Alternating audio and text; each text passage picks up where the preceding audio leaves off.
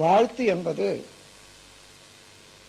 வாழ்க்கைக்கு ஒரு பாதுகாப்பான ஒரு மந்திரம். நமக்கு எப்பொழுதுமே காப்பு தேவை. செயல் மீறாதிருக்க, செயலின் விளைவு மீறி துன்பம் தராதிருக்க, எப்பொழுதுமே அறிவில் தெளிவோடு விழிப்போடு இருக்க நமக்கு காப்பு தேவை, வாழ்த்து தேவை. அந்த காப்பு என்பதுதான் வாழ்த்தாக நாம் ஏற்றுக்கொண்டிருக்கிறோம். வாழ்த்து என்பது என்ன என்றதை தெரிந்து கொள்வோம். வாழ்க வளமுடன் என்று கூறுகிறோம். இந்த நல்ல எண்ணம், அதில் உள்ள கருத்து என்ன என்றால், நீங்கள் எல்லா வகையிலையும் நலம் பெற்று வாழ வேண்டும் என்று உள்ள மலர்ச்சியோடு உள்ள பூரிப்போடு நாம் ஒருவருக்கு எடுத்து சொல்லுவோம். அப்படி சொல்லும்போது மனம், அறிவு, அறிவுக்கும் மனதுக்கும் ஒரே ஒரு வித்தியாசம்தான். ஒரே பொருள் தான் இரண்டாக இருந்தாலும் தடர்க்க நிலையில புலன்கள் மூலமாக இன்ப துன்பம் உணரும் போது செயல்பாடுகள்ல அது மனமாக இருக்கிறது. அது அடித்தளத்துல எங்கே இருந்து தொடங்குகிறதோ அந்த தொடக்கத்திலே அறிவாக இருக்கிறது. அந்த அறிவுதான் படர்க்க நிலையில மனம். இதை தெரிந்து கொண்டா போதும். இப்போ அந்த அறிவினுடைய தொடக்க நிலை என்ன என்று பார்ப்போம். உயிரினுடைய மையத்தையே இடமாக பெற்று இறைநிலை என்ற ஸ்டாட்டிக் ஸ்டேட், முழுமுதற் பொருள், அந்த இடத்துல அறிவாக அமர்ந்திருக்கிறது. அந்த அறிவு ஜீவகாந்த சக்தியின் மூலமாக படர்க்க நிலை எய்தி இன்பம் துன்பம் அனுபவிப்பதில், என்னதான் நாம் புலன்கள் மூலமாக உணர்ந்தாலும் அதை பதிவு செய்து கொள்வதில், உடல்ல சேமித்து வைப்பதில், எல்லாவற்றுக்கும் காரணமாக இருப்பதுதான் இந்த அறிவு. அறிவு என்பது இறைநிலை என்பதை வச்சுக்கொள்ளுங்க. அந்த இறைநிலையில இருந்து எழுச்சி பெற்ற அலை, இந்த இரண்டு சேர்ந்து காந்த ஆற்றலாக பேரியக்க மண்டலம் முழுவதிலும் வான்காந்தமாகவும் உடல்ல சிவகாந்தமாகவும் இருக்கிறது. இப்ப நீங்க வாழ்க வளமுடன் என்று சொல்லும் போது மனநிலையானது உள் பக்கமாக, அடிப்பக்கமாக ஆழ்ந்து சென்று இறைநிலையோடு இணைந்துதான் அந்த நல்ல வார்த்தை வர முடியும். அப்ப வாழ்த்து கூறும் போதெல்லாம் நாம் எந்த நிலையில இருந்து எங்க இருந்து கூறினாலும் இறைவனோடு இணைந்து கொண்டு அந்த நினைவுல தான் நாம் வாழ்த்து கூறுகிறோம். ஆகையினால சாதாரண மனநிலையில இருந்து பேசக்கூடிய பேச்சுக்கும் சொல்லக்கூடிய சொல்களுக்கும் வாழ்க வளமுடன் என்று வாழ்த்தக்கூடிய நிலைக்கும் வித்தியாசம் உண்டு. மிகுந்த பலம், பயன் உண்டு. அந்த பயன் இங்கே எந்த அடிப்படையிலே உள்ளத்துல இறைவன் குடிகொண்டிருக்கிறானோ அதே இறைநிலையானது எல்லாருக்கும் உயிரில் இருக்கிறோம். அதனால உடனே ஒரு கோர்வை ஏற்பட்டு விடுகிறது, உயிர்கலப்பு. அந்த உயிர்கலப்பின் மூலமாக யாருக்கு நீங்கள் என்ன நன்மை நினைக்கிறீர்களோ அந்த நன்மையை அவர்களுக்கு சாதிக்க முடியும், அவர்களும் பெற முடியும். அப்படி பெற்றுக்கொள்வதற்கு அவர்களை தகுதியாக்கவும் முடியும். அந்த உண்மையை உணர்ந்த நிலையில தான் வாழ்க வளமுடன் என்று வாழ்த்தி வாழ்த்தி நாம் வாழ்வோம் எனது நம்ம சங்கத்தில் ஒரு முறையை வகுத்து வச்சிருக்கோம். இன்னொன்று, எத்தனையோ சொற்கள் இருக்கின்றன. ஒவ்வொரு சொல்லும் அது பிறக்கிற இடம், அது அழுத்தக்கூடிய இடம். அதுக்கு ஏற்ப உடல்ல உள்ள நரம்புகளை எல்லாம் இயக்கி இந்த ஜீவகாந்த சக்திக்கு ஒரு வலுவை கொடுக்கும், அதனுடைய ஆற்றலை வளர்க்கும். அதே போல என்ற சொல் இருக்கிறத, அந்த வார்த்தைக்கு, அந்த எழுத்துக்கு ஒரு பெரும் மதிப்பு உண்டு. என்று சொல்ற போது பினியல் கிளாண்ட் என்று சொல்லக்கூடிய மனோன்மணி அங்கே அழுத்தக்கூடிய ஒரு ஒலி என்றது தமிழ்ல தான் இருக்கிறது. இன்னும் குஜராத்தில் இருக்கிறதாக நான் கேள்விப்பட்டிருக்கிறேன். என்ற வார்த்தை, ரா என்ற வார்த்தை. அப்போ இந்த யோக சாதனைகளை, அடயோக சாதனைகள்ல பயின்று வருகிறவர்கள் சொல்வார்கள், லம்பிகா யோகம் என்று ஒரு யோகம் சொல்லுவாங்க. நாவமடக்கியே மேல்வாசல் நளினம் அது வருந்த அருள்வாயே என்று அந்த பயிற்சிக்கு பேர். நாவமடக்கி அந்த உள்ள இருக்கக்கூடிய பேலட்னு சொல்லுவாங்களே, அந்த உண்ணாக்கு அங்க வச்சு விட்டா நேரடியாக அந்த தொடர்பு பினியல் கிளாண்ட் மனோன்மணியோட தொடர்பு கொள்ளும். அப்படி பழக பழக பழக அங்க இருந்து ஒரு இனிமையான ஒரு ஜூஸ், ஒரு ரசம் சொட்ட ஆரம்பிக்கும். அதையே உண்டு உண்டு அமைதியாகவும் ஆனந்தமாகவும் இருக்கலாம் என்பது யோக சாதனைகள ஒரு பயிற்சி. அதே போல நீங்க அவ்வளவு தூரம் நாவம் அடிச்சு சொல்ல வேண்டியதே இல்லை. என்று சொல்லும் போதே அதே போன்ற பயன் நமக்கு உண்டாகிறது. வாழ்க என்ற போது நல்ல அழுத்தமாக வா என்று சொல்லி என்று சொல்ற போதே அந்த பினியல் கிளாண்டோட, அதாவது மனோன்மணியோட தொடர்பு கொண்டு, அதாவது மனதுக்கு மாஸ்டர் கிளாண்ட், உடலுக்கு மாஸ்டர் கிளாண்டு தான் பிச்சூட்டரி என்று சொல்வார்கள். மன இயக்கத்துக்கு, அதாவது ஜீவகாந்த சக்திக்கு மாஸ்டர் கிளாண்ட் வந்து பினியல் கிளாண்ட் அல்லது மனோன்மணி. அதை மனதுக்கு உரிய ஒரு நல்ல ஒரு ஆற்றல் உள்ள கருவி என்பதற்காக மன உன் மணி என்று 4 வார்த்தைய 3 வார்த்தையை சேர்த்து மன உண்மணி மனோன்மணி என்று சொன்னாங்க. மனதுக்கு உட்பொருளாக உள்ள ஜுவல் ரத்னம் என்றதுதான் அர்த்தம் மனோன்மணி என்ற. அந்த மனோன்மணியோடு தொடர்பு கொள்ளக்கூடிய அளவுக்கு ஒவ்வொரு தடவை நாம் வாழ்த்தும் போதும் அந்த என்று உச்சரிக்கிறது. அதே நேரத்தில் அவர்கள் நன்றாக இருக்க வேண்டும் என்று எண்ணுகிறோமே, அந்த எண்ணத்தினாலே ஏற்படக்கூடிய நுட்பமான மன சூழல். இந்த மனச்சூழல்ல பேட்டா வேவ், ஆல்பா வேவ், தேட்டா, டெல்டா என்று சொல்வார்கள். அதுல ஆல்பாவிலிருந்து நுண்ணிய அலை வருது. அந்த மாதிரி நுண்ணிய அலைக்கு நம்முடைய உடல்ல உள்ள ஜீவகாந்த சக்தியை கொண்டு போற போது இறைநிலையோடு இருந்து இணைந்து செயல்படக்கூடிய ஒரு பயிற்சியும் அதனுடைய பயனும் உண்டாகும். எனவே ஒருவரை நினைந்து வாழ்க வளமுடன் என்று சொல்லுமையானால், முதல்ல அந்த சொல் நம்முடைய உடலை, உயிரை, ஜீவகாந்த சக்தியை நலம் செய்ய வைக்கிறது. நாமே வாழ்த்துக் கொள்ளுகிறோம் நம்மையே. அதன் பிறகு அந்த ஒலி யாருக்கு போய் சேர வேணுமோ, யாரை நினைந்து நாம் வாழ்த்துக்கிறோமோ அவர்கள் வாழ அது வழி ஏற்படுத்த வைக்கிறது. இப்படி நல்ல சொல்லையே சொல்லி சொல்லி பலரையும் வாழ்த்தி வாழ்த்தி வாழ்த்தி பழகி கொண்டோன்னு வச்சுங்க, நாம் எத்தனை செயல்கள் நம்ம வாழ்க்கையில செய்யறோமோ அந்த செயல்களுடைய நன்மை தீமைக்கு தகுந்தவாறு நம்முடைய தரம், தன்மை ஏற்படுகிறது, கேரக்டரிஸ்டிக். அப்போ வாழ்த்தி வாழ்த்தி வாழ்த்தி வாழ்த்து என்ற நல்ல எண்ணம், நல்ல சொல்லையே நிரப்பி வச்சிருக்கோம்னு வச்சுக்கோங்க நம்முடைய தரத்துல. அப்போ அதுல இருந்து வரக்கூடிய எண்ணங்களோ செயல்களோ சொற்களோ எப்படி இருக்கும்?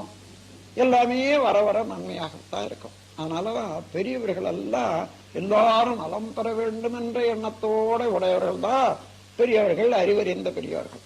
அதனால்தான் நல்லாரை காண்பது நன்றே, அவர் சொல் கேட்பது நன்றே, அவர் குணங்கள் உரைப்பது நன்றே என்று சொல்வது கூட அதனாலதான். அவர்களை பார்க்கிற போது, அவர்கள் சொல்லு கேட்கிற போது, அவர்கள் குணங்கள் உரைக்கிற போதெல்லாம் அந்த அந்த எண்ணத்தினால அந்த வடிவம் எடுக்கிறோம். அதுக்கு தகுந்தவாறு நம்முடைய உயிர் சக்தி தரம் உயருது. எனவே வாழ்த்தினுடைய பயன் மிக்க உயர்ந்தது, சிறந்தது, மனித குலத்துக்கு ஏற்றது என்று கூறி இந்த வாழ்த்தை நாம் எப்படி நம்முடைய பயிற்சியில உபயோகிக்கிறோம், தினசரி வாழ்க்கையில உபயோகிக்க வேண்டும் என்பதை இப்போ விளக்கிறேன்.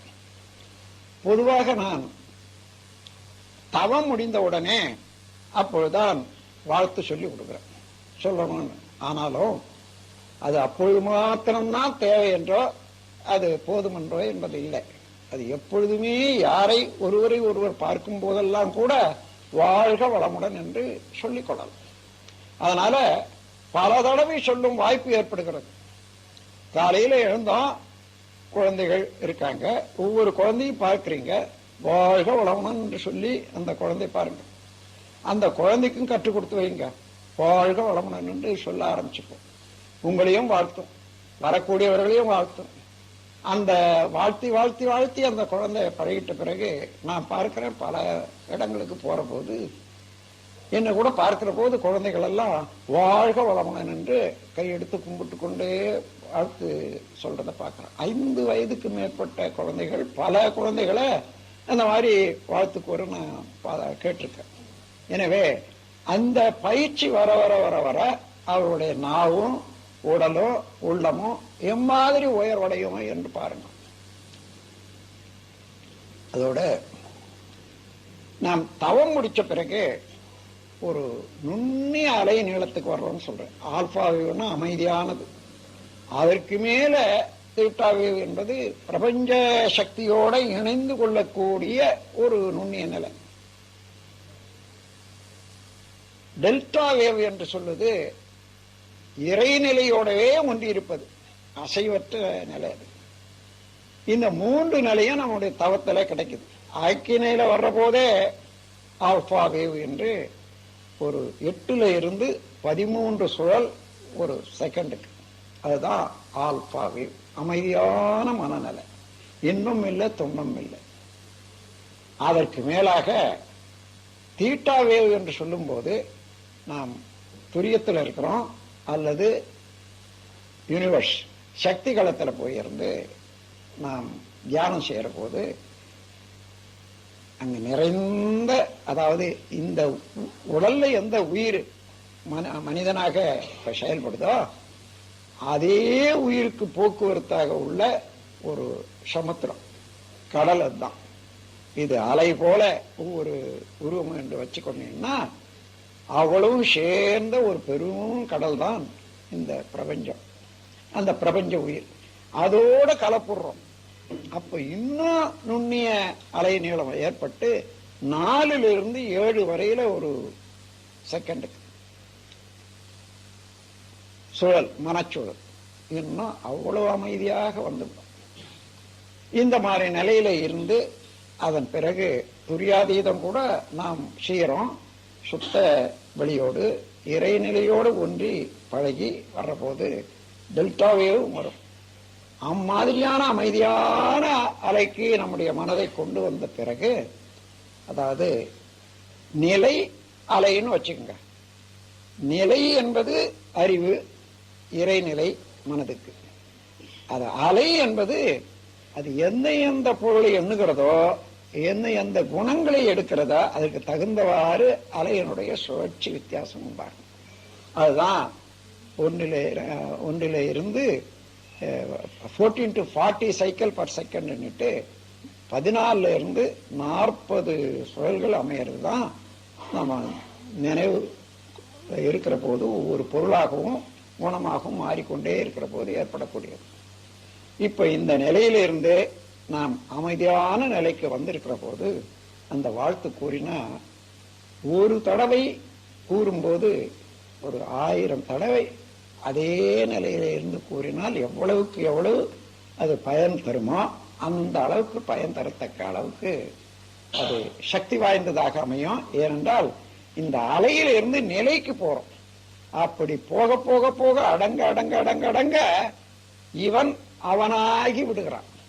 இங்க இருந்தால் இந்த பக்கம் அறிவாக இருக்கிற போது அவனாகி நிற்கிறோம், மனமாகி நிற்கிற போது இவனாகி நிற்கிறோம், நாம இருக்கோம். நம்முடைய குணாதிசயங்களாக செயல்படுது. இந்த நிலையில இருந்து அங்கே போக போக போக போக அவன் நிலைக்கே, எல்லாம் வல்ல இறைநிலைக்கே ஒடுங்கி அதுவாகவே மாறிக்கொண்டிருக்கிறான் மனிதன். அந்த மாறி வரும் நேரத்துல நாம் எடுக்கக்கூடிய ஒரு பயிற்சியும் சொல்லும் மனமும் அது எண்ணிறந்த பலனை கொடுக்கக்கூடியது.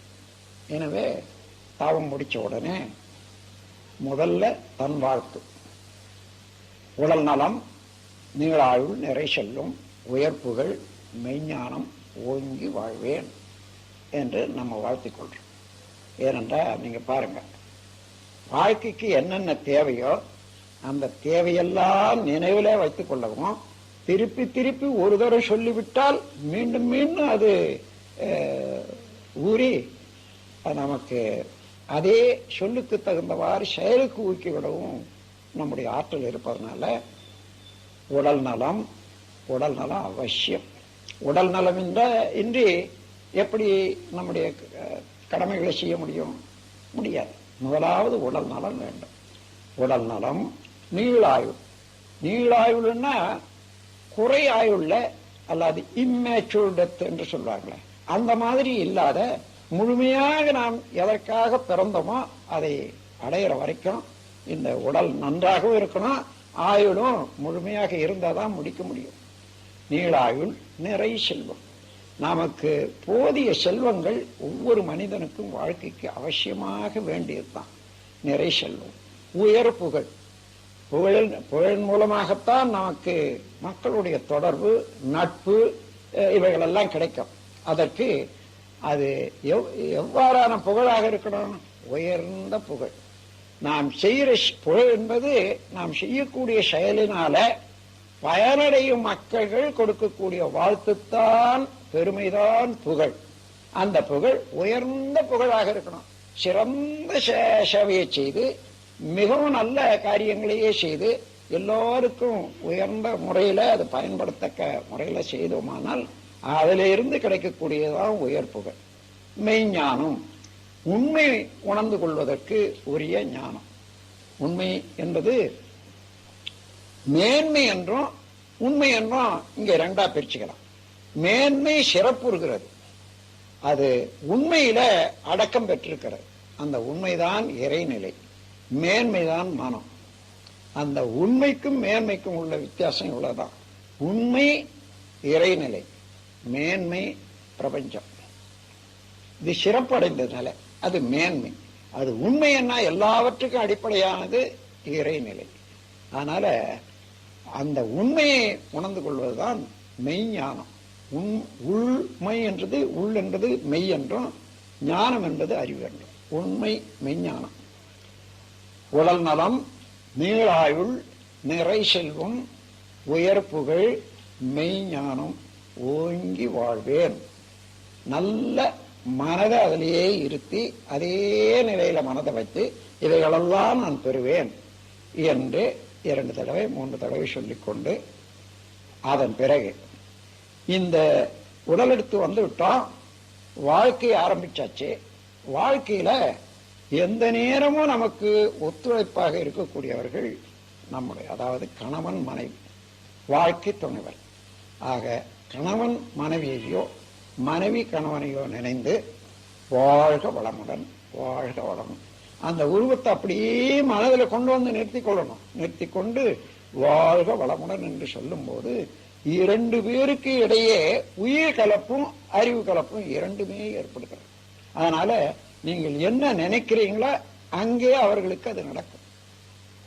ஆகவே ஒரு குடும்பத்துல அமைதி வேணுமானால் கணவன் மனைவி உறவுல தட்டுப்படாத பிணக்கில்லாம இருக்கணும். சில காரணங்களால அது பிணக்கு வரலாம்.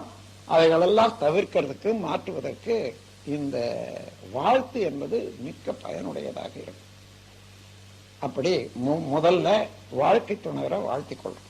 அதன் அடுத்தபடியாக குழந்தைகள் நம்முடைய அது எண்ண சொல் செயல் மூலமாக வந்த வினை பயனாக, அந்த வினையின் தொடர்பாக அதனுடைய முழு கூட்டாக வந்ததுதான் குழந்தைகள். அத கருவமைப்புல அந்த சஞ்சித கர்மத்துல பெற்றோர்களுடைய வினை பயனை அடிப்படையாக வைத்துக் கொண்டு உலகில் வாழும்போது அதுக்கு தகுந்தவாறு மேலும் கூட்டிக் கொள்ளுகிறது. அப்போ அது இரண்டாவது. இது சஞ்சித கர்மம், அது பிராரப்த கர்மம் என்று சொல்றார்கள். சஞ்சித கர்மம்னா நீண்ட காலமாக தொடர்பு கொண்ட எத்தனையோ தலைமுறைகளாக வந்த வினைக்கு சஞ்சித கர்மம் என்று பெயர். இந்த உருவம் எடுத்த பிறகு செய்து ஏற்பட்ட பதிவுகளுக்கு இது பிராரப்த கர்மம் என்று பெயர். இந்த இரண்டும் கூட்டினால் என்ன வருமோ அதுதான் ஒரு மனிதனுடைய தன்மை. அதுக்கு தகுந்தவாறு அவ்வப்போது ஏற்படக்கூடிய தேவைக்கு, சூழ்நிலைக்கு, சந்தர்ப்பத்துக்கு தகுந்தவாறு எண்ணங்களும் சொல்லோ செயலோ எல்லாம் உருவாகும் அல்லவா? அதை தான் ஆகாமிய கர்மம்னு சொல்லுவாங்க. ஆ என்றால் ஆன்மா, காமியம் என்றால் இச்சையை ஊட்டுவது. ஆன்மாவுக்கு இச்சை ஊட்டி செயலில் ஆழ்த்தவல்ல வினை என்பதுக்கு ஆகாமிய கர்மம் என்று சொன்னார்கள். அப்போ சஞ்சித கர்மம் நீண்ட கால தொடராக, பல பிறவி தொடராக, கருத்தொடர் வழியாக வந்த பதிவுகள். பிராரப்த கர்மம் பிறந்ததிலிருந்து இன்று வரையில எண்ணத்தாலே, சொல்லாலே, செயலாலே செய்தது, அனுபவிச்சது எல்லாம் சேர்ந்தது பிராரப்த கர்மம்.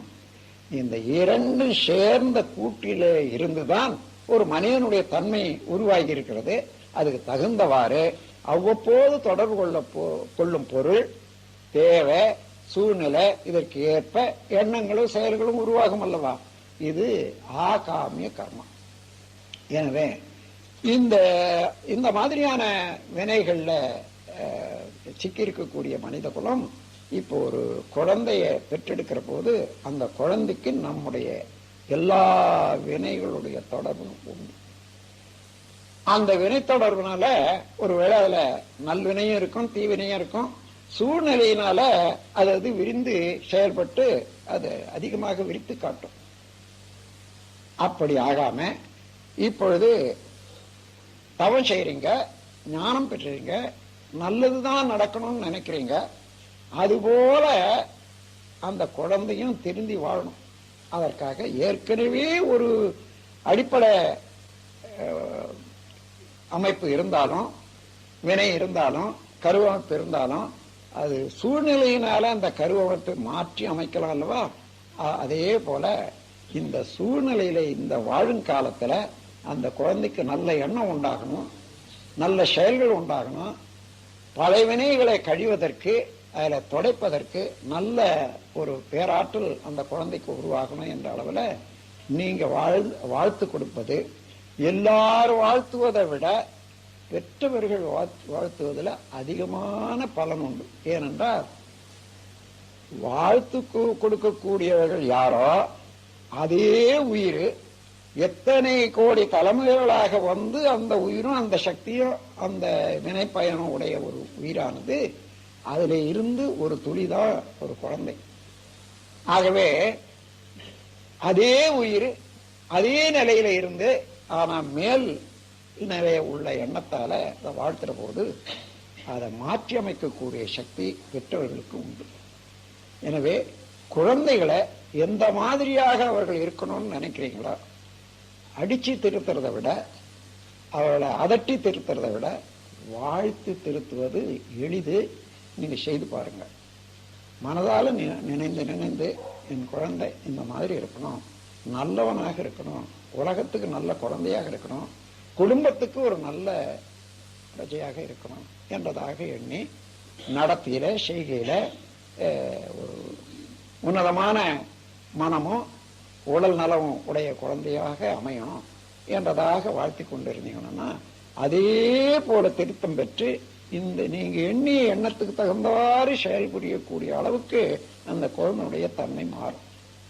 அதனால பெற்றவர்கள் தவம் முடிந்த உடனே குழந்தைகளை ஒவ்வொருவராக நினைந்து வாழ்க வளமுடன், வாழ்க வளமுடன் என்று மானசீகமாக அவர்களுடைய உருவத்தை வைத்து வாழ்த்த வேண்டியது. கொஞ்சம் துஷ்டத்தனமாக இருக்கக்கூடிய பிள்ளைகள் இருக்காங்கன்னு வச்சுங்க, அது சூழ்நிலையினால. அதனால அப்படி இருந்த போதிலும் கூட நீங்க அதற்காக மற்ற குழந்தைகளை ஒரு தடவை வாழ்த்துறீங்க, 2 தடவை வாழ்த்துறீங்க, 3 தடவை வாழ்த்துறீங்கன்னா அந்த மாதிரி துஷ்டத்தனம் செய்யக்கூடிய குழந்தைய 10 தடவை வாழ்த்துங்க. அடிக்கடியும் நினைந்து வாழ்த்துங்க. உடனே அந்த திருத்தத்தையும் மாற்றத்தையும் நீங்க உங்கள் எதிரிலேயே பார்க்கலாம். அந்த முறையில குழந்தைகளை நல்ல முறையில மாற்றி அமைக்க என்னால் முடியும் என்றதை நீங்க தெரிந்து கொண்டால் குழந்தைகளை வாழ்த்துவதில் நீங்க அக்கறை காட்டுங்க. அதன் பிறகு சகோதர சகோதரிகள் உடன் பிறந்தவர்களை வாழ்த்து வேணும் என்று நம்முடைய மன்றத்தில் நான் சொல்லி வர்றேன். எல்லாரும் செய்றீங்க. ஏன் உடன் பிறந்தவர்களை வாழ்த்தணும்னு சொன்னா, இந்த உயிர் எத்தனை கோடி தலைமுறையாக இருந்து இங்கே இயங்கிக் கொண்டிருக்கிறதா அதே உயிர் தான் இப்போ சகோதரர் உடன் பிறந்த அக்கா, தங்க, தம்பி, அண்ணன் எல்லாருமே அதே உயிர் தான். அப்பா அம்மா வரைக்கும் அதே உயிர் தான். அதன் பிறகு அந்த உயிரில் இருந்து ஜெராக்ஸ் காப்பி, இது முன்ன வந்தது, அது கொஞ்சம் பின்னால் எடுத்தது, அவ்வளவுதான். இல்லை இங்கு வித்தியாசமா இருக்கும், லைட்டாவோ டார்க்காவோ. ஆனாலும் அதே உயிர்ல அந்த நிலையிலே இருந்து அவர்களுக்கு நீங்க வாழ்த்துற போது நிச்சயமாக நல்ல பலன் அளிக்கும். அது மாத்திரமல்ல, உங்களுடைய நன்மையோ தீமையோ மகிழ்ச்சியோ அல்லது வருத்தமோ அந்த அலையின் மூலமாக கட்டாயம் அவர்களுக்கும் பாயும். அது இயற்கை நியதி. அதனாலதான் நீங்க செய்யற நன்மையெல்லாம் உங்களுக்கு தெரியாமலேயே உங்களுடைய சகோதரர்களுக்கு போய் சேரும்.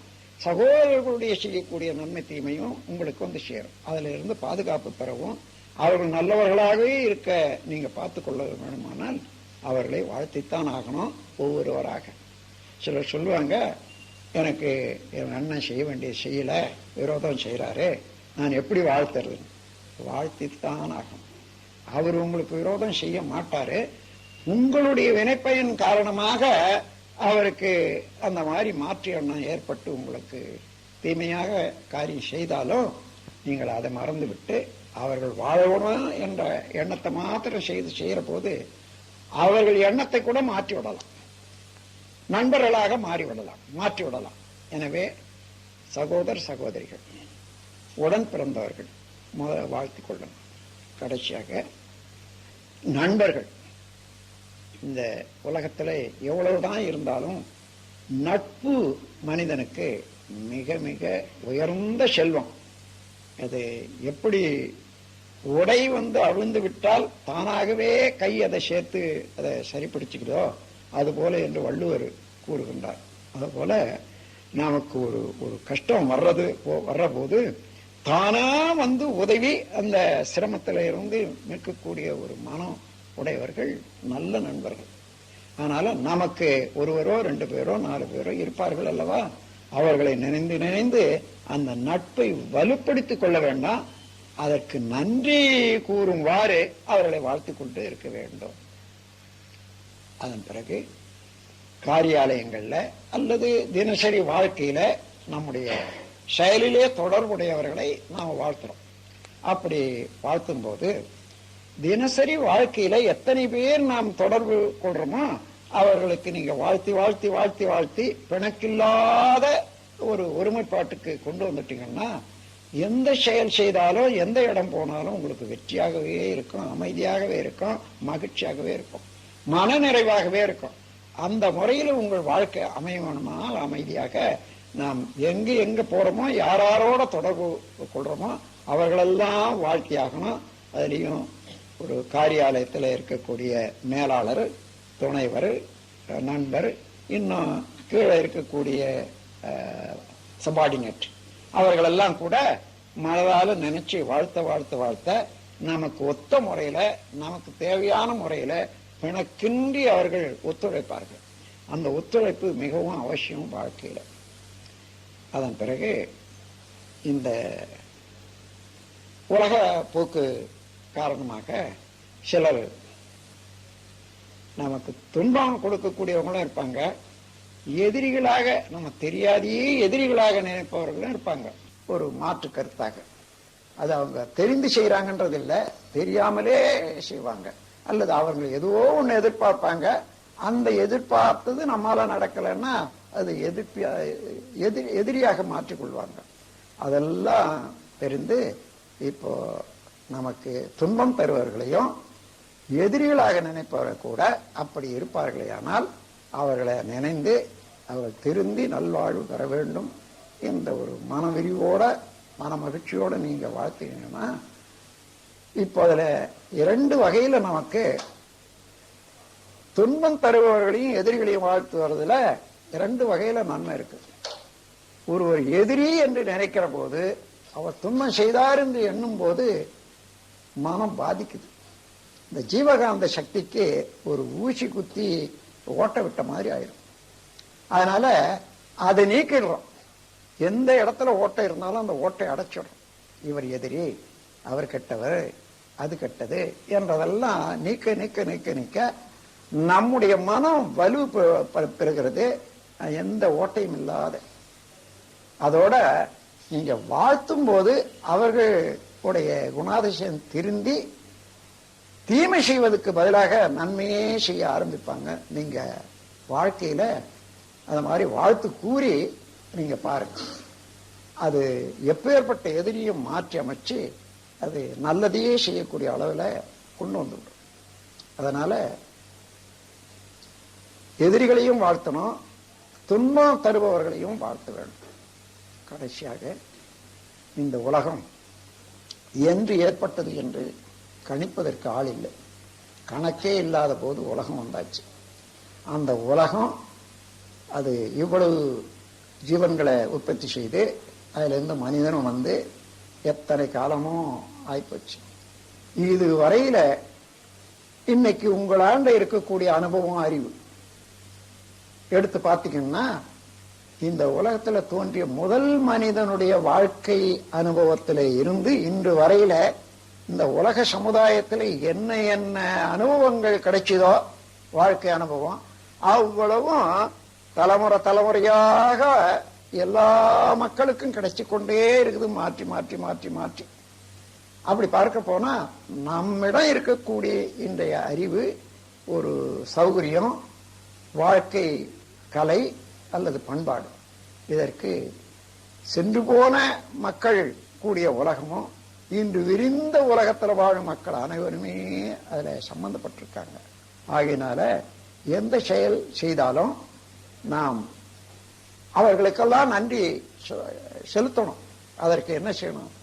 மனதை விரித்து உலகம் முழுவதும் உள்ள மக்கள் குலம் அமைதியாக வாழ வேண்டும், வளத்தோடு வாழ வேண்டும். வாழ்க வையகம், வாழ்க வளமுடன், வாழ்க வையகம், வாழ்க வளமுடன் என்று பிரிந்து வாழ்த்தும் போது நீங்கள் யாரை யாரை தனியாக வாழ்த்துகின்றீர்களோ, கூட்டாக வாழ்த்துகின்றீர்களோ, அவர்களோடு உங்கள் உயிர் கலப்பும் ஜீவகாந்த சக்தியின் கலக்கிற போது இந்த ஆற்றலுக்கு, ஜீவகாந்த சக்தி என்ற அலைக்கு 5 வகையான இயக்க ஆற்றல் உண்டு. அதாவது clash, reflection, refraction, penetration, interaction என்று ஆங்கிலத்தில் சொல்லலாம். அதாவது மோதுதல், சிதறுதல், ஊடுருவி பாய்தல், இரண்டிடையே ஓடிக்கொண்டிருத்தல், அதன் ஊடுருவி ஓடிக்கொண்டிருத்தல் என்ற மாதிரி clash, reflection, refraction, penetration, interaction. அந்த மாதிரி நம்முடைய வாழ்த்து ஆனது இருவருக்கு இடையே ஓடிக்கொண்டே இருக்கும். யாருக்கு நீங்க கொடுக்குறீங்களோ அவர்களுக்கு உங்களுக்கு இடையே அன்றிலே இருந்து ஒரு உயிரோட்டம் உண்டாய் போச்சு. அது ஆழ்பரியும் நிற்காது. ஆனா நல்ல எண்ணத்தோட, நல்ல அன்போட அந்த எண்ணத்தை பாய்ச்சிட்டா போதும். அவர்கள் என்றைக்கு என்றைக்கு உங்களை பார்த்தாலும், அது பார்க்காமலே இருந்தாலும் கூட சரி, அந்த உயிரில இருந்து உங்களுக்கு ஒரு நன்மையான அலை வீசிக்கொண்டே தான் இருக்கும். அப்படி ஒரு கூட்டு, ஒரு குழு, அந்த குழுவுக்கு நீங்க நன்மை செய்யறீங்க, அவங்கள நினைக்கிறீங்க, அவங்களை வாழ்த்துறீங்கன்னு சொன்னா அந்த குழு உள்ள அனைவருடைய உயிர் கலப்பு உங்களுக்கு வந்தாச்சு. அதே போல உலகம் முழுவதிலும் உள்ள மனித குலத்தை நினைந்து நீங்க வாழ்த்துற போது உலகம் முழுவதும் உள்ள மனித குலத்தில இருந்து உங்களுக்கு என்ன எந்த காலத்துல என்ன கிடைக்குமோ கிடைக்க வேண்டுமோ அது தானாகவே யார் மூலமாகவும் கிடைக்கக்கூடிய அளவுக்கு அந்த உறவு வலுப்பெற்றுகிறோம். எனவே இந்த மனதை உலக அளவில் விரிந்து வாழ்க வையகம், வாழ்க வையகம், வாழ்க வையகம் என்று மனப்பூர்வமாக உலக வாழ்த்துங்கள். இப்படி இந்த வாழ்த்தின் மூலமாக நாம் நல்லதையே நிரப்பிக் கொள்றோம். இந்த உள்ளத்துல எண்ணத்துல இந்த எண்ணத்துல நிரப்புற போது மூளையினுடைய செல்கள் எல்லாம் எந்த விதத்துல இயங்குகிறதோ அதுக்கு தகுந்தவாறு உடலுடைய செல்கள் எல்லாம் இயங்க ஆரம்பிக்கும். அப்போ எண்ணம் செயல் இந்த இரண்டு ஒன்றுபட்டா அதுக்கு தகுந்தவாறு நம்முடைய குணாதிசயங்கள் அவ்வப்போது ஏற்படக்கூடிய எண்ணங்களும் செயல்களும் மாற்றி அமைக்கும். எனவே என்பது 3 வார்த்தைகளை கொண்டதுதான் நம்முடைய நோக்கமும் வாழ்க்கையும். உள்ளது உணர்தல் என்றது உண்மையை மெய்ப்பொருளை உணர்ந்து கொள்வது. இப்போ நாம் பேசுகிறோம் என்று சொன்னா யார் பேசுறது? வேதாதிரி பேசுறான் என்று சொன்னா உடல் அளவுல கொண்ட எண்ணம் தான் அது குறுகிய எண்ணம். ஆனால் இந்த உடலுக்குள்ளாக உள்ள ஜீவகாந்த சக்தி உயிர், அந்த உயிருக்குள்ளாக உள்ள இறைநிலை, இப்படி எடுத்து அந்த இறைநிலையோட கலந்து பார்க்கிற போதுதான் எல்லா செயல்களுக்கும் அடிப்படையாகவும் ஆதியாகவும் முழுமுதற் பொருளாகவும் இருக்கக்கூடியது இறைநிலை தான். அவனேதான் இந்த இடத்துல நான் என்பதாக இருக்கான். எனவே அவன்தான் வாழ்த்துறான், அவனையே தான் நாம் வாழ்த்துறோம். அந்த முறையில மனம் விரிந்து செயல்பட வேணுமானால் இந்த வாழ்த்து நிரம்ப நிரம்ப நிரம்ப நிரம்ப நம்முடைய தீய வினைகள் எல்லாம் கூட களைவதற்கு வாழ்த்து உதவுது. வாழ்க வையகம், வாழ்க வளமுடன். இந்த வாழ்த்து நிரம்ப நிரம்ப உள்ளதை உணர்தல், இறைநிலையே உணர்ந்து கொள்ளக்கூடிய அளவுக்கு அறிவு உயர்வதோடு நல்லதே செய்தல். நல்லதே செய்யற போது என்ன, தேவையில்லாது தானாகவே போய்விடும். தேவையில்லாது என்னண்ட உள்ளது கெட்டது என்ன, அவராண்ட உள்ளது கெட்டது என்னன்னு எண்ணி அதை மாற்றம் எடுத்து நீக்கி விடலாம் என்று எண்ணுவதை விட நல்லதே செய்து செய்து செய்து நிரப்பிக் கொள்வோம் நம்முடைய உள்ளத்தை. தானாகவே அல்லது ஓடிப்போகும். அந்த அந்த முறைதான் நல்லது. ஒரு குருவினிடத்துல 4 சீடர்கள் இருக்காங்க. 4 சீடர்களும் எனக்கு அறிவு ஜாஸ்தி, உனக்கு அறிவு ஜாஸ்தி, அவனுக்கு குறைவுன்னுட்டு ஒருத்தருக்கு ஒருத்தர் போட்டி போட்டுட்டு இருக்காங்க. குரு பார்த்தார், இதை இவங்களே தெரிஞ்சு கொள்ளணும் என்றதுக்காக 4 பேரையும் கூப்பிட்டார். உங்களுக்கு ஒரு வேலை கொடுக்க போறேன் இன்னைக்கு, நீங்க அதை செய்யணும். ஓ தயாரா இருக்கும். அது கொஞ்சம் தொலைவில் ஒரு பானையை கழுத்து வச்சிருக்காங்க, காலி பானையை. சரி, ஒருத்தனை கூப்பிட்டார், நம்பர் 1. அப்பா அந்த பானைக்குள்ள என்ன இருக்குது? தூரத்துல இருந்து பாக்குறாரு, என்ன இருக்குது? நான் பார்த்து சொல்றேன்னுட்டு போனா அந்த கவிழ்ந்து இருந்த பானையை அப்படி நிமித்தினா, பார்த்தா மறுபடியும் வச்சுட்டு அங்கிருந்து வந்துட்டான். சுவாமி அதுல ஒண்ணுமே இல்லைன்னா. சரி, அப்புறம் 2வது, டேய் அந்த பானையில என்ன இருக்குது, அவன் சொன்னது சரியா தப்பான்னு நீ கண்டுபிடி. அப்புறம் அவன் போனான். அவன் பானையை பார்த்து தான் சொன்னான் இல்லைன்னுட்டு. ஆனா ஏதோ அங்க இருக்கா போலகுது, அவர் சாமிஜி தான் தெரியும் அது. அதனால அவன் சொன்னது சரியா இல்லைன்னு தான் என்ன அனுப்பிச்சாரு. நான் சரியா பார்க்கணும்னு நிமித்தனா, கையை விட்டு தொழவனா, ஒண்ணும் இல்லை. அங்கிருந்து திரும்பி வந்து அந்த பானையில ஒண்ணும் இல்லைன்னு சொன்னான். அதுக்கப்புறம் இன்னொருவனை கூப்பிட்டாரு. அப்ப அந்த பானையில என்ன இருக்குது தெரியுமா? இங்கேயே தெரிஞ்சுக்கிட்ட சாமிஜி. என்னடா, காற்று இருக்குது நிறைய. சரி, 4வது ஆளை கூப்பிட்டான். அந்த காற்றை எடுத்துவிட முடியுமான்னு கேட்டாரு. எடுத்துடுவேன். இப்ப இந்த 2 பேரையும் கூப்பிட்டு, டேய் அந்த காற்றை எடுக்க முடியுமாடா? எடுக்க முடியாது சாமி. அது எப்படி எடுக்க வந்துட்டு கை தான் போகும், காற்றை எப்படி பிடிக்கிறது? முடியாதுன்னா. இன்னொரு அதே சொன்னான். 3வது ஆளும் அதே சொன்னான். அந்த கடைசி ஆளே என்ன எடுத்துடுற சுவாமின்னா, எதை பாடுறா, எதை எடுறான்னா நேரா எடுத்து போனா, பக்கத்துல ஒரு கிணறு இருந்தது. அதுல இருந்து தண்ணியை மொண்டு அதை ஊத்தினா நிரப்பிட்டான். நிரப்பிட்டு வந்துட்டான். இதெல்லாம் பார்த்துட்டே இருக்காங்க. என்னடா காற்று எடுத்துட்டேன், என்னடா பண்ண? தண்ணியை நிரப்பதான் காற்று போயிடுத்து. அப்பதான் சொல்ற, இது போல நல்லதை நிரப்புனா அல்லது ஒழிஞ்சுவிடும். அதை மாத்திரம் எடுக்க முடியாது.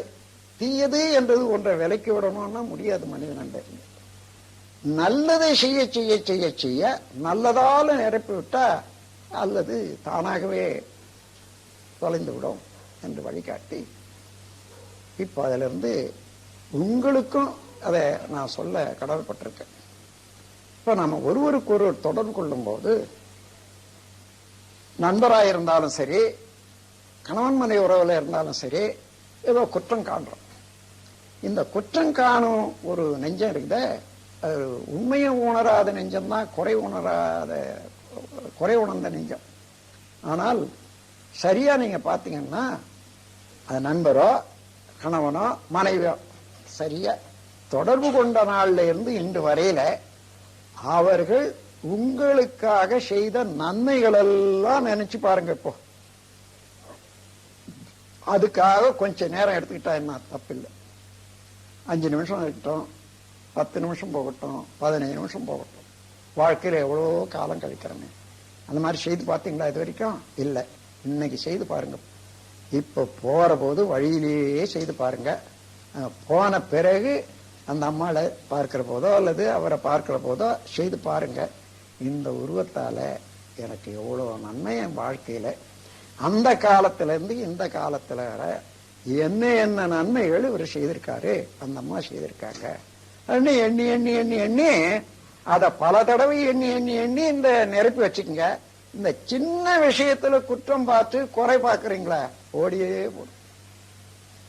எப்படி நீர் நிரம்பின பாத்திரத்துல அது காத்து ஓடி போச்சோ, அது போல இந்த குறையை எண்ணி வருத்தப்பட முடியாத அளவுக்கு நிறைவே மனதிலிருந்து இவ்வளவு நல்ல செய்த ஒரு நல்லவா எனக்கு வாழ்க்கை துணைவராக வந்திருக்காங்க, என்னுடைய பாக்கியம் இறைவன் கொடுத்த அருள் என்ற அளவுக்கு பாராட்ட வேண்டியது வரும். அதோட நானும் உங்களை போல ஒரு குடும்பத்தை வந்தான். இந்த இடத்துல பல குடும்பங்கள்ல இந்த ஒரு தேவையற்ற குறைபாடு இருக்குது. என்ன, கணவன் ஒரு பெரிய உத்தியோகத்தில் இருப்பாரு, அல்லது மனைவி ஒரு பெரிய உத்தியோகத்திலேயோ அல்லது மற்ற சேவையிலேயோ இருப்பாங்க. அங்க எல்லாம் இவர்களை பாராட்டுவதும் அது சொல்ல முடியாத அளவுக்கு உயர்வாகவே இருக்கும் புகழ்.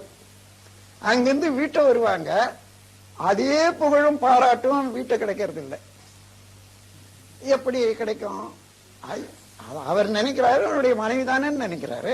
எவ்வளவு பாராட்டுனாலும் அந்த பாராட்டி அவரும் சேர்ந்து பாராட்டணும்னா அங்கதான் பாராட்டுவாங்களே தவிர வீட்டை வந்த பிறகு பாராட்ட மாட்டாங்க. அதே போலதான் அவர் பெரிய உத்தியோகத்துல இருப்பாரு, ஆடிட்டர் ஜெனரலா இருப்பாரு, எல்லாரும் கை கட்டி இருப்பாங்க, சலாம் போடுவாங்க, வருவாங்க. இங்க எந்த அம்மாவும் அதே போல இருக்க முடியுமா? முடியாது. என்னுடைய கணவன் தானே என்றதுல இருக்காங்கன்னு வச்சுங்க. அவருக்கு இது மனிதன் இருக்கக்கூடிய ஒரு குறைபாடு. என்னன்னா, இவ்வளவு பேரு பாராட்டுறாங்க, கை கட்டி நிக்கிறாங்க, இவ பாரு நிக்கிறாள் அப்படி ஆன்னுட்டு. அதே போல இங்க இந்த சபையிலையும் வெளியிலையும் என்னுடைய சேவையும் பாராட்டுறாங்க. இங்க பார்த்தா அதை எடுத்து இதை எடு அப்படி வை இப்படி வைத்துன்னா சொல்றாத தவிர இந்த பாராட்டு ஒரு நாள் கூட என் காதால கேட்கலையே வரேன்ட்டு அந்த அம்மாவுக்கு இருக்கும். இது தேவையே இல்லை. ஏன்னா ஏற்கனவே கணவன் மனைவி உறவுல ஒருவர் பாராட்டு ஒருவருக்குள்ளாக அடங்கியே போச்சு. அது தனியா எடுத்து பார்க்கவே முடியாது. அது உள்ளத்துல அந்த பாராட்டு வாழ்த்து எல்லாமே இருக்குது. அது வெளிக்காட்ட வேண்டிய அவசியம் இல்லை, அதனால வெளியே வரல. ஆனால் அதை குறையாக எடுத்துக்கொண்டு வருந்தி கொண்டு இருக்கக்கூடிய குடும்பங்கள் எல்லாம் நான் பார்க்கிறேன். அத அப்படி இருந்தா இங்க யாராயிலும் இருந்தா இன்னையில இருந்து அதை விட்டுடுங்க. அதுல இருந்து மறுபடியும் வாழ்த்த ஆரம்பிச்சுக்குங்க. அவர்கள் எவ்வளவோ நல்லது வெளியிலையும் செய்யறாங்க, இங்கேயும் எனக்கும் உதவியா இருக்காங்க என்ற போது நாம் எந்த நோக்கத்தை முடிக்கிறது இந்த உலகத்துல வந்திருக்குமோ அதுக்கு எல்லா இடத்துலையும், எல்லா தொழிலையும், எல்லா நேரத்திலையும் கை கொடுத்து உதவக்கூடிய இறைவனுடைய கருணையினால் நமக்கு அளித்த ஒரு வரம் நினைக்கணுமே தவிர கணவன் மனைவி உறவை வேறு ஏதோ ஒரு குறைபாட நினைக்கிறதுக்கே இல்லை என்ற முறையில அம்மாதிரி அவர்களையும் அடிக்கடி வாழ்த்தி சினங்கொள்ளாது இருப்பதற்கு சினம் தவிர்த்தல் என்ற பயிற்சி எடுத்துக்கொண்டு அவர்களை உள்ளத்தால பாராட்டவும் அவர்களை வாழ்த்தவும் வைத்துக் கொள்ளுங்க. உங்களுடைய வாழ்வு வளம் பெறும். அப்படி கணவன் மனைவி உறவுல ஒன்றுபட்ட உயிர் ஆற்றல்ல பிறக்கக்கூடிய குழந்தைகள் எல்லாம் நல்ல குழந்தைகளாக, உடலாலையும் உள்ளத்தாலையும் நிறைவு பெற்ற குழந்தைகளாக, உங்களுடைய கடமையை சரியா செய்வதற்கு உதவி செய்யக்கூடிய குழந்தைகளாக மலரும் என்பது நிச்சயம். எனவே நீங்களும் நல்ல முறையில வாழணும், உங்கள் குழந்தைகளும் வழி வழியாக வரக்கூடிய குழந்தைகளும் நல்ல முறையில இருக்கணும். நாம் வந்த பிறவி எடுத்தவருடைய பயனை அடையணும். இறைநிலையோடு ஒன்றி எப்பொழுதும் இந்த உலக இன்பத்தை நல்ல முறையில அனுபவிக்க வேண்டும் என்றால் வாழ்த்துங்கள், வாழ்த்துங்கள், வாழ்த்துங்கள். வாழ்க வளமுடன் என்று வாழ்த்துங்கள். வாழ்த்தி மகிழுங்கள், வாழ்த்தி வாழ்த்தி வளருங்கள் என்று கூறி உங்கள் அனைவரையும் வாழ்க வளமுடன் என்று மனங்குளிர வாழ்த்தி உரை முடிக்கிறேன். வாழ்க வளமுடன், வாழ்க வளமுடன். வாழ்க வாழ்கவன் வாழ்க்கை துணைவி, வாழ்க வாழ்கவன் குழந்தைகள் எல்லாம், வாழ்க வாழ்கவன் வாழ்க்கை துணைவி, வாழ்க வாழ்கவன் குழந்தைகள் எல்லாம், வாழ்க வாழ்க என்னுடன் பிறந்தோர்கள், வாழ்க வாழ்கவன் நண்பர்கள் அனைவரும், வாழ்க வாழ்க என்னுடன் பிறந்தோர்கள், வாழ்க வாழ்கவன் நண்பர்கள் அனைவரும், வாழ்க வாழ்கவன் தொழில் துறை அன்பர்கள், வாழ்க பகைவர்கள் வளமுடன் திருந்தி, வாழ்க வாழ்கவன் தொழில் துறை அன்பர்கள், வாழ்க பகைவர்கள் வளமுடன் திருந்தி, வாழ்க இவ்வுலகில் வாழ் மக்கள் எல்லாம், வாழ்க வாழ்க இவ்வையகம் வாழ்க, வாழ்க இவ்வுலகில் வாழ் மக்கள் எல்லாம், வாழ்க வாழ்க இவ்வையகம் வாழ்க, வாழ்க